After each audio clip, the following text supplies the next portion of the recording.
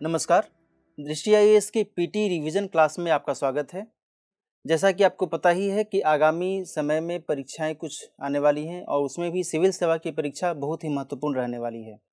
और आपको ये भी मैं बता दूं कि जो पीटी परीक्षा में यूपीएससी में सवाल पूछे जाते हैं उनमें पर्यावरण पारिस्थितिकी का बहुत ही बड़ा रोल होता है। इसी को मद्देनज़र रखते हुए आज की हमारी क्लास में पर्यावरण पारिस्थितिकी से जुड़े हुए जो भी अहम टॉपिक्स हैं, जो भी अहम खबरें हैं, उसको हमने कंपाइल किया है और उसे इस हिसाब से आपको प्रेजेंट करने की कोशिश की जा रही है ताकि वो जो खबरें हैं आपके लिए बहुत ही लाभकारी साबित हो सकें। तो आज की जो चर्चा है उसमें पहली खबर के तौर पर हम ले रहे हैं भारत के पहले डॉल्फिन रिसर्च सेंटर की शुरुआत हो रही है और इस रिसर्च सेंटर में क्या कुछ बातें कही गई हैं, क्या कुछ इसमें मेन कंटेंट है, कंटेक्स्ट है, उसके बारे में हम जानेंगे। ये आप सामने जो स्क्रीन पर देख रहे हैं ये गंगा नदी डॉल्फिन है। यहाँ से आप समझ सकते हैं कि गंगा नदी डॉल्फिन के कॉन्टेक्स्ट में इस चर्चा की जो पृष्ठभूमि है रहने वाली है। तो सबसे महत्वपूर्ण तो ये है कि पटना में, बिहार की राजधानी पटना में एक डॉल्फिन रिसर्च सेंटर की स्थापना की जा रही है और यह देश का पहला डॉल्फिन रिसर्च सेंटर होगा। ये बहुत ही महत्वपूर्ण है। डॉल्फिन के कॉन्टेक्स्ट में कई जानकारियां आपको ज़रूरी हैं परीक्षा के लिहाज से, उसके बारे में इस संदर्भ में हम आपको बताएंगे। और ये क्लियर कर दूं कि यह जो रिसर्च सेंटर है प्रोजेक्ट टाइगर के समान इसे स्थापित किया जा रहा है। प्रोजेक्ट टाइगर का क्या कॉन्टेक्स्ट था, क्या उसका संदर्भ था, उसमें ये कहा गया था कि बाघों के संरक्षण के लिए एक ऐसा अभियान शुरू किया जाए ताकि बाघों का संरक्षण इस हिसाब से हो कि वो पर्यावरणीय संरक्षण के हिसाब से महत्वपूर्ण साबित हों, क्योंकि टाइगर्स को, बाघ को कीस्टोन स्पीसीज के रूप में जाना जाता है। क्यों कीस्टोन स्पीसीज उन्हें माना जाता है? क्योंकि बाघ जो हैं हमारी पारिस्थितिकी में एक बहुत ही अहम रोल निभाते हैं। तो उन्हीं के लिए प्रोजेक्ट टाइगर शुरू किया गया था। कब? 1973 में। ठीक है। तो उसी को मद्देनजर रखते हुए उसी के बेस पर पटना में डॉल्फिन रिसर्च सेंटर की स्थापना की जा रही है और गंगा नदी डॉल्फिन जो है जिसकी संरक्षण की बात की जा रही है, इसे भारत का राष्ट्रीय जलीय पशु भी घोषित किया गया है। इसे कब राष्ट्रीय जलीय पशु घोषित किया गया है? तो वर्ष 2009 में। ठीक है। ये आपको जानना बहुत ही ज़रूरी है। मैं आपको यहाँ पर वर्ष की बात इसलिए भी कर रहा हूँ कि कई बार परीक्षा में वाक्य के स्तर पर कथन के रूप में वर्ष भी दे दिया जाता है, उसमें वर्ष को कई बार चेंज भी कर दिया जाता है। इसलिए आपको इसकी जानकारी होनी चाहिए कि कौन सा प्रोजेक्ट कब स्टार्ट किया गया और उसका क्या कुछ ध्येय था। तो यहाँ पर मैंने जो बताया कि प्रोजेक्ट टाइगर 1973 में स्टार्ट हुआ था और इसी को बेस बनाते हुए गंगा नदी डॉल्फिन के संरक्षण की बात की जा रही है और राष्ट्रीय जलीय पशु इसे कब घोषित किया गया था? तो 2009 में। आगे हम बात करें तो इसे वन्यजीव संरक्षण अधिनियम 1972 की पहली अनुसूची यानी कि शेड्यूल फर्स्ट में रखा गया है।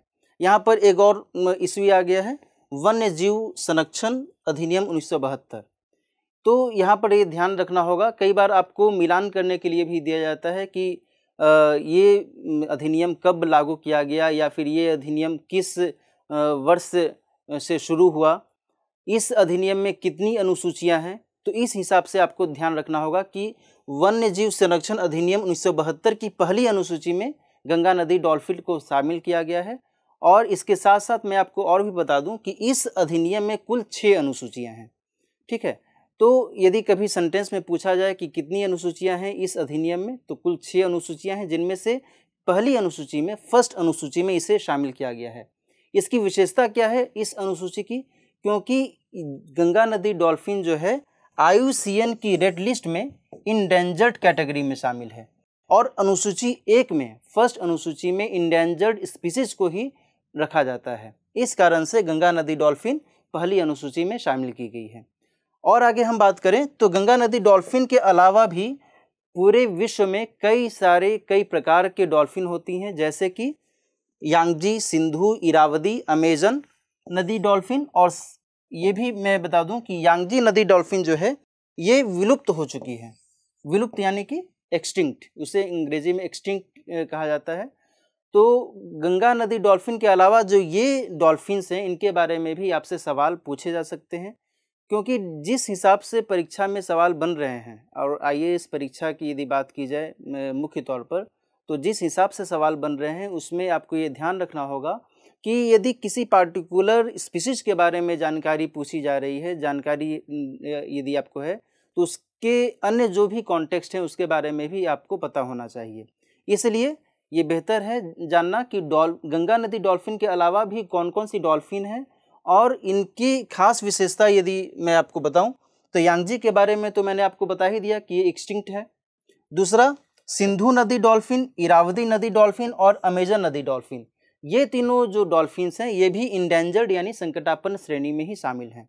यानी गंगा नदी डॉल्फिन के साथ ये तीनों डॉल्फिन्स संकटापन्न श्रेणी में शामिल हैं और यांगजी नदी डॉल्फिन विलुप्त श्रेणी में शामिल है। दूसरी महत्वपूर्ण बात यह है कि सिंधु और इरावदी नदी डॉल्फिन जो है इसकी खास विशेषताएं क्या हैं। इसमें सिंधु नदी डॉल्फिन जो है ये केवल और केवल ब्यास नदी क्षेत्र में पाई जाती है।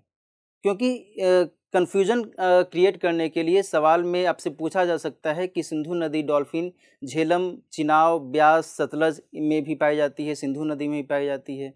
तो यहाँ पर इसकी महत्वपूर्ण विशेषता यही है कि सिंधु नदी डॉल्फिन जिसे कहा जा रहा है वो केवल ब्यास नदी में पाई जाती है, न कि सिंधु नदी में या फिर अन्य किसी सहायक नदी। सिंधु नदी की कई सहायक नदियाँ हैं जिनमें झेलम भी है, चिनाब भी है, सतलज भी है ना।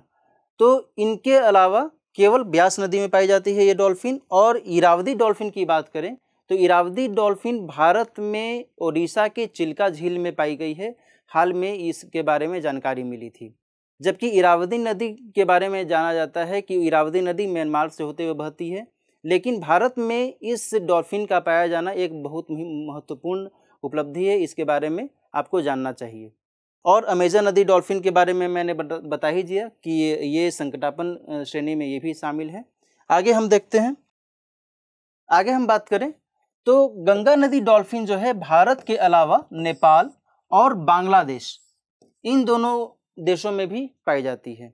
तो ये एक इसकी विशेषता है कि गंगा नदी डॉल्फिन केवल भारत में ही नहीं बल्कि इसकी उपस्थिति नेपाल और बांग्लादेश में भी मिलती है। यहाँ पर आपके लिए बहुत ही महत्वपूर्ण है जानना।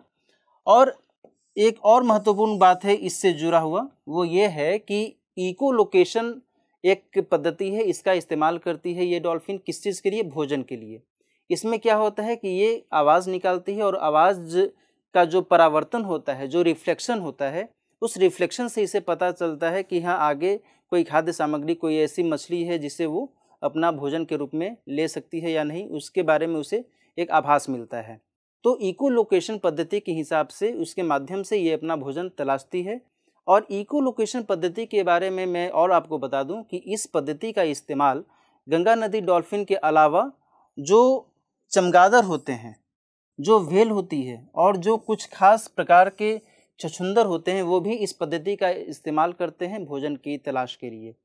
तो इस तरीके से भी प्रश्न बन सकता है कि इको लोकेशन कौन कौन से जीव इस पद्धति का इस्तेमाल करते हैं भोजन की तलाश के लिए, तो आपको ये जानना भी ज़रूरी है ना। तो इस तरीके से ये गंगा नदी डॉल्फिन के बारे में जो मैंने आपको बताया ये बहुत ही महत्वपूर्ण हो सकता है।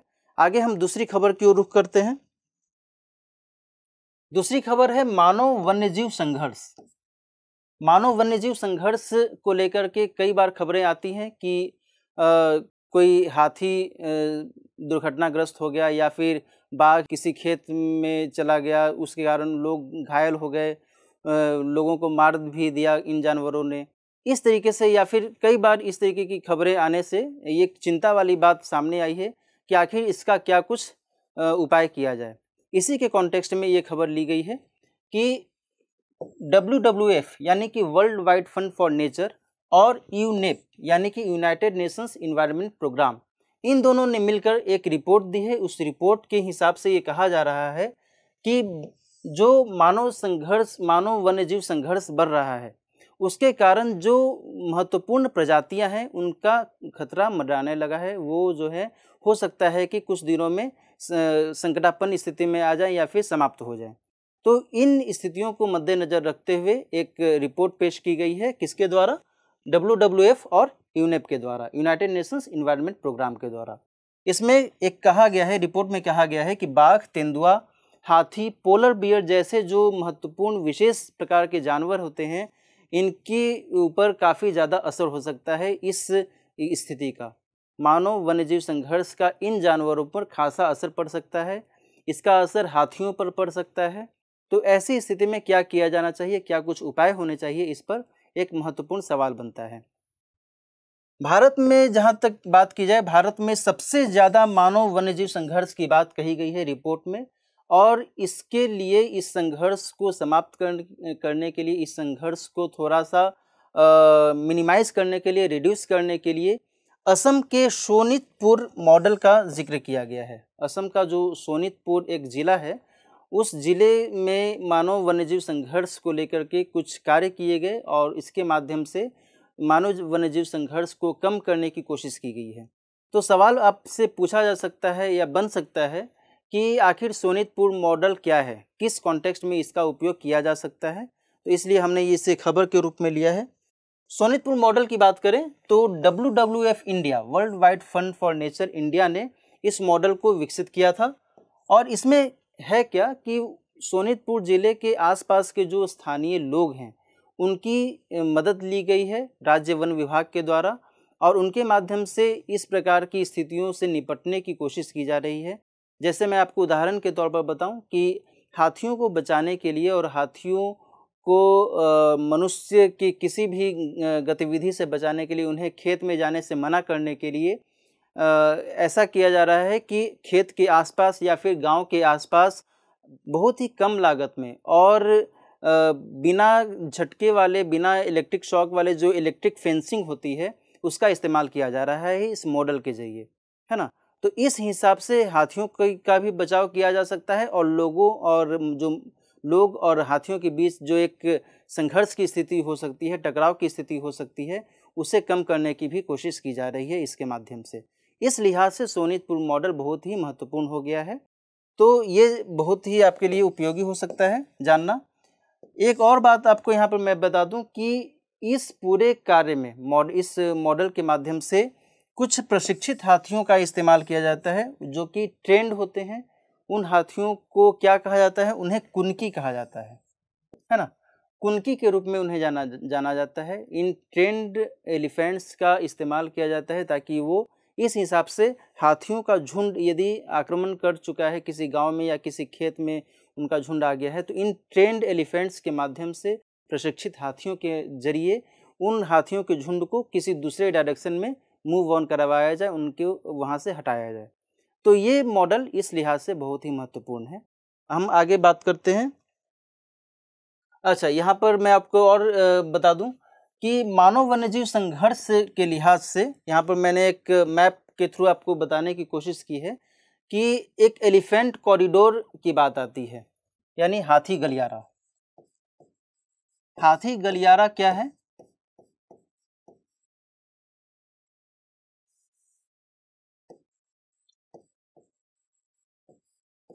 हाथी गलियारा,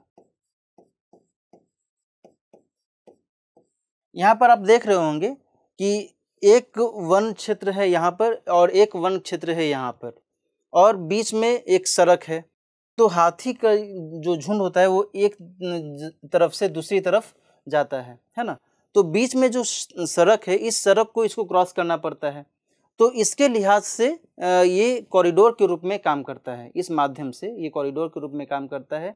इस तरीके के कॉरिडोर के निर्माण की बात हमेशा से चलती रही थी, और वर्तमान में भारत में लगभग 88 ऐसे कॉरिडोर्स हैं, एलिफेंट कॉरिडोर्स हैं, जिनका उपयोग हाथी एक स्थान से दूसरे स्थान पर, अपने निवास स्थान से दूसरे निवास स्थान पर जाने के लिए करते हैं, है ना।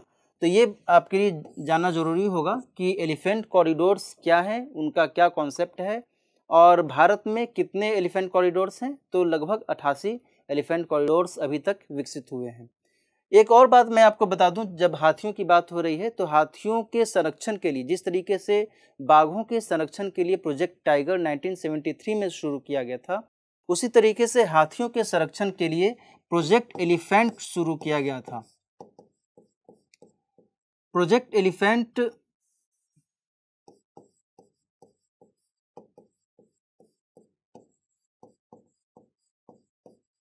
1992 में शुरू किया गया था।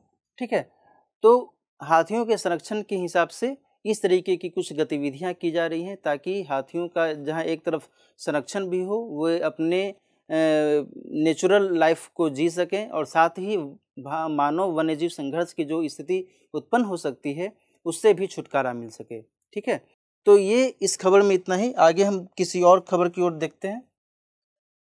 अगली जो खबर है वो है हरित धारा। ये जो खबर है ये बहुत ही चर्चित रही है। हरित धारा क्या है, इसकी क्या उपयोगिता है, इसका क्या महत्व है, इसके बारे में थोड़ा जानेंगे। इसमें है क्या कि ICAR यानी कि Indian council of agricultural research, इस संस्थान ने क्या किया है, एंटी मेथेनोजेनिक फीड सप्लीमेंट के तौर पर एक खाद्य पदार्थ विकसित किया है। उसका नाम क्या है, हरित धारा। ठीक है, ये क्या करता है, ये मीथेन उत्सर्जन को कम करने का एक नया तरीका है, एक आविष्कार कहा जा सकता है। इसे विकसित किया गया है। होता ये है कि आपको पता होगा कि जो पशु जुगाली करते हैं वो मीथेन गैस का उत्सर्जन करते हैं। और भारत जो है पशुओं की संख्या के दृष्टिकोण से बहुत ही बड़ा देश है। यहाँ पर बड़ी संख्या में पशु पाए जाते हैं और जुगाली करने वाले जो पशु होते हैं वो जब मीथेन का उत्सर्जन करते हैं तो और मीथेन जब वायुमंडल में प्रवेश करता है तो वह एक तरीके से प्रदूषण का कारण बनता है। तो इन स्थितियों को ध्यान में रखते हुए क्या किया गया, हरित धारा नाम के इस खाद्य पदार्थ का विकास किया गया है। इसमें होता क्या है कि हरित धारा के कारण मीथेन उत्सर्जन की जो संभावना है वो 17 से 20% तक कम की जा सकती है। ठीक है, अब है क्या कि जो बेल्चिंग और जुगाली करने वाले जो पशु हैं वो मीथेन उत्सर्जन करते हैं। यदि वे पशु इसका उपयोग करेंगे तो मीथेन का जो उत्सर्जन होने की संभावना है इनके जरिए उसमें 17 से 20% तक की कमी लाई जा सकती है। आगे बात करते हैं, आगे इसमें क्या कहा गया है। आगे ये है कि अर्किया एक पदार्थ होता है जो कि सबस्ट्रेट के तौर पर इसका इस्तेमाल करते हैं। अर्किया मतलब कि जो जानवरों का र्यूमेन होता है, जानवरों के पेट में, जानवरों के आमाशय में एक हिस्सा होता है जिसे र्यूमेन कहा जाता है। र्यूमेन में अर्किया होता है और अर्किया जो है बहुत ही छोटे छोटे जीव होते हैं, बैक्टीरिया टाइप के। वो क्या करते हैं, वो इसका इस्तेमाल करते हैं और मीथेन उत्सर्जित करते हैं और यही मीथेन जो है वायुमंडल में प्रवेश करता है और वह वायुमंडल के प्रदूषण का एक कारण बनता है। तो अर्किया जो है र्यूमेन में मौजूद बैक्टीरिया जैसा दिखने वाला सूक्ष्मजीव है जिसकी चर्चा अभी मैंने की। और र्यूमेन की बात जहाँ तक आती है, ये पशुओं के शरीर में जो आमाशय होता है, जो स्टमक होता है, स्टमक का एक हिस्सा होता है, एक पार्ट होता है। पशुओं के शरीर में जो स्टमक होता है उसके 4 हिस्से हैं। 4 हिस्से में से एक जो हिस्सा होता है वो र्यूमेन होता है। इसमें ही पशुओं द्वारा लिए गए सेल्यूलोज, शुगर आदि का फर्मेंटेशन होता है, उनका किण्वन यानी कि उनको ब्रेक डाउन किया जाता है और इस माध्यम से वो पाचन गतिविधि करते हैं, है ना। तो हरित धारा इस लिहाज से आपके लिए महत्वपूर्ण है कि इसका उपयोग क्यों किया जा रहा है और इसका उपयोग करने का मकसद फुलफिल किस तरीके से किया जा सकता है। तो चूंकि मीथेन उत्सर्जन को कम करना इसका एक महत्वपूर्ण उद्देश्य है, इसलिए इसे उपयोग किया जा रहा है। आगे हम बात करते हैं। आगे एक अल्बिनो कॉमन पाम सिवेट एक जानवर की एक प्रजाति है, इसके बारे में पता चला है और इस कारण से यह चर्चा में आ गया है। ये है क्या और ये कहाँ पर पाया गया है, इसके बारे में जानना ज़रूरी है। तो सतकोशिया टाइगर रिजर्व है ओडिशा में, है ना। इस टाइगर रिजर्व में अल्बिनो कॉमन पाम सिवेट नाम का एक जानवर देखा गया है और उसके बारे में पता चला है। तो ये जो है मध्यम आकार के स्तनपायी जीव होते हैं, मैमल होता है ये, है ना। और यह किस परिवार से बिलोंग करता है, तो विविरेडाई परिवार का ये हिस्सा है, ये उससे बिलोंग करता है। और इसका जो शरीर होता है ये खुरदुरे बालों से इसका शरीर ढका होता है। इस तरीके की विशेषताएं कई बार परीक्षा में पूछ ली जाती हैं कि इसकी विशेषता कैसी है, क्या है। 1-2 सेंटेंस में, 3 सेंटेंस में इस तरीके से पूछा जाता है। चूँकि ये जो पाम सिवेट है ये आजकल चर्चा में बना हुआ है, सतकोशिया टाइगर रिजर्व में इसे देखा गया है, उस कारण इसके बारे में बताना ज़रूरी हो जाता है। तो इनका जो शरीर होता है वो खुरदुरे बालों से ढका होता है। इनका जो कलर की यदि बात की जाए तो ये लगभग कलरलेस यानी रंगहीन होते हैं, इनका कोई स्पेसिफिक कलर नहीं होता है और इनकी प्रायः मौजूदगी दक्षिण और दक्षिण पूर्व एशिया में दिखती है ना। तो और आगे हम देखें, यहाँ पर सतकोशिया टाइगर रिजर्व यहाँ पर मैंने लिया है और यही है वो कॉमन सिवेट पाम, जो कि आप यहाँ पर देख रहे हैं कि कलरलेस है, लगभग एकदम बिल्कुल वाइट सफ़ेद रंग का ये दिख रहा है। ये सतकोशिया टाइगर रिजर्व है। सतकोशिया टाइगर रिजर्व की एक खास विशेषता ये है कि ये चूँकि ओडिशा में स्थित है और ओडिशा की एक बहुत ही महत्वपूर्ण नदी है महानदी। महानदी इसी टाइगर रिजर्व से होते हुए गुजरती है ना। तो ये पिक्चर के तौर पर मैंने ले लिया है ताकि आपको ध्यान में रहे कि महानदी सतकोशिया टाइगर रिजर्व से होते हुए गुजरती है। कई बार इस तरीके से भी सवाल बने हैं कि इस राष्ट्रीय उद्यान से कौन सी नदी गुजरती है या फिर ये नदी कौन से राष्ट्रीय उद्यान से गुजरती है। कई बार डायरेक्ट सवाल ही बन गया है या फिर सेंटेंस के तौर पर 2-3 कथनों के रूप में इस तरीके से सवाल पूछ लिए जाते हैं। तो आपको ये जानना ज़रूरी होगा कि महानदी जो है वो सतकोशिया टाइगर रिजर्व से होते हुए ही गुजरती है। ओके, अब हम दूसरी खबर की ओर रुख करते हैं।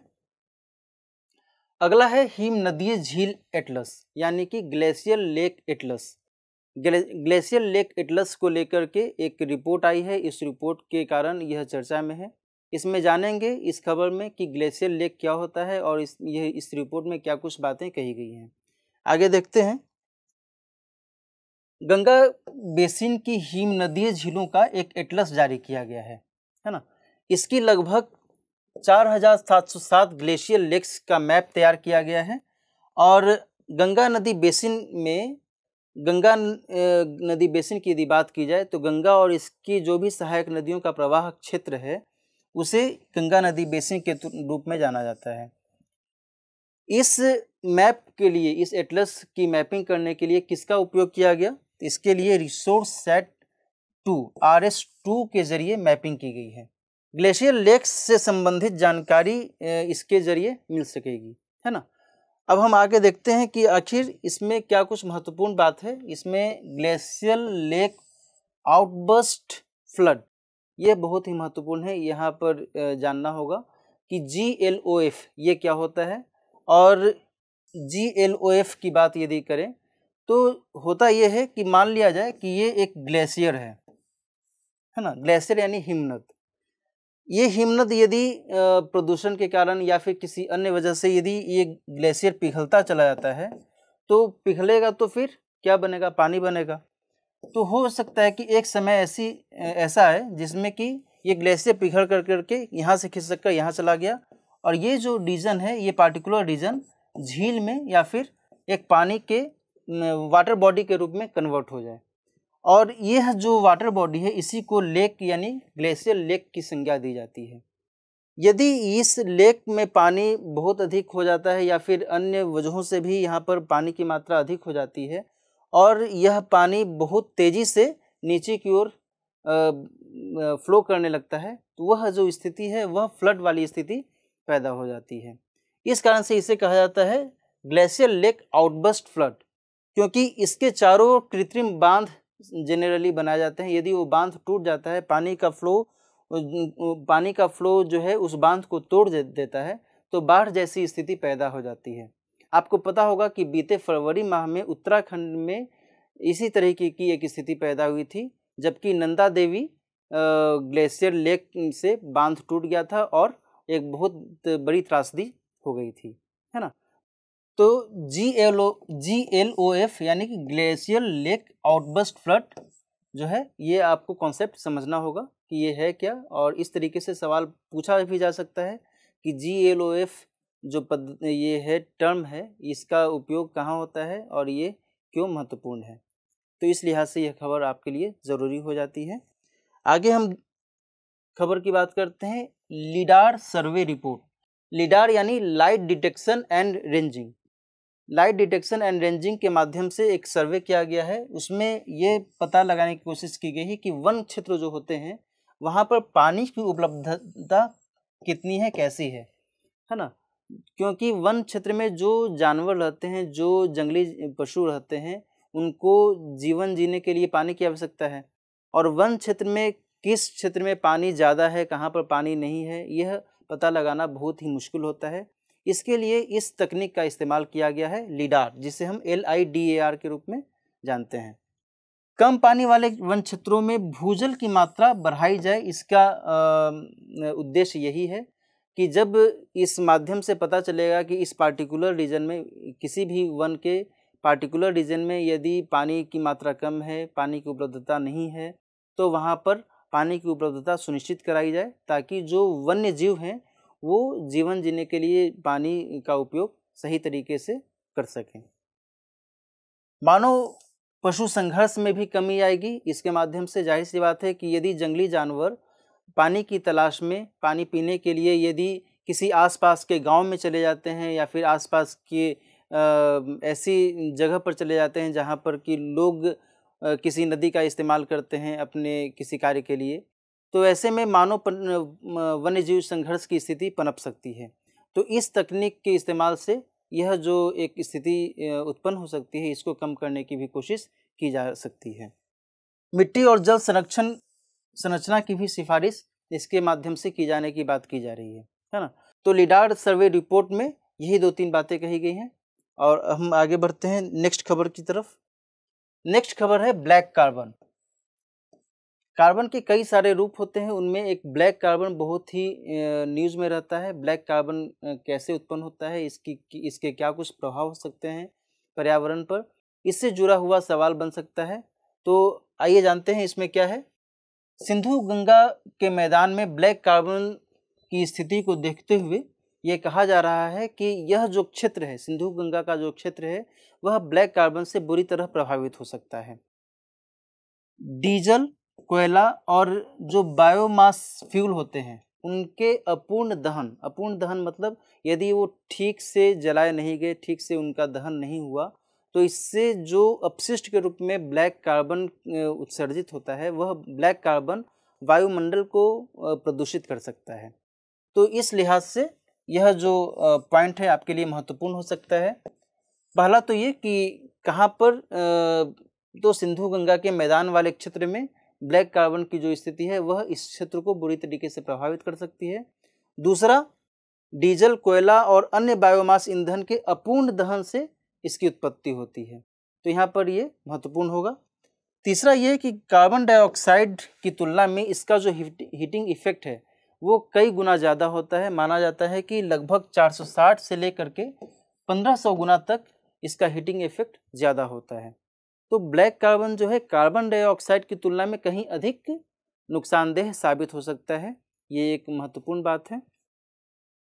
और आगे हम बात करें तो ब्लैक कार्बन क्या करता है कि बादलों को बनने से रोकता है। जाहिर सी बात है, जब ब्लैक कार्बन वायुमंडल में उत्सर्जित होता है तो क्लाउड्स फॉर्मेशन में ये रुकावट डालता है, और जब बादल बनने से रोकेगा तो फिर सूर्य की रोशनी को अवशोषित कर उसे ऊष्मा में तब्दील कर देता है। उससे और जो हीटिंग इफेक्ट है, वायुमंडल में जो हीट है वो और बढ़ सकता है, और इस तरीके से, इस लिहाज से ग्लोबल वार्मिंग की जो स्थिति है और पनप सकती है। आगे देखते हैं। आगे हम बात करते हैं एम्बर ग्रीस। एक टर्म बहुत ही चर्चित रहा था, एम्बर ग्रीस। एम्बर ग्रीस के बारे में जानते हैं ये क्या है और इसका खबर में क्यों आया था ये टर्म। तो यहाँ पर आप देख रहे हैं ये एक स्पर्म वेल है, और ये जो एक ऑब्जेक्ट आपको दिख रहा है यही है एम्बर ग्रीस, ठीक है। दरअसल जो स्पर्म वेल है, स्पर्म वेल जो वोमिट करती है, यही जो वोमिट करने के बाद जो एक ऑब्जेक्ट निकलता है उसी को एम्बर ग्रीस कहा जाता है।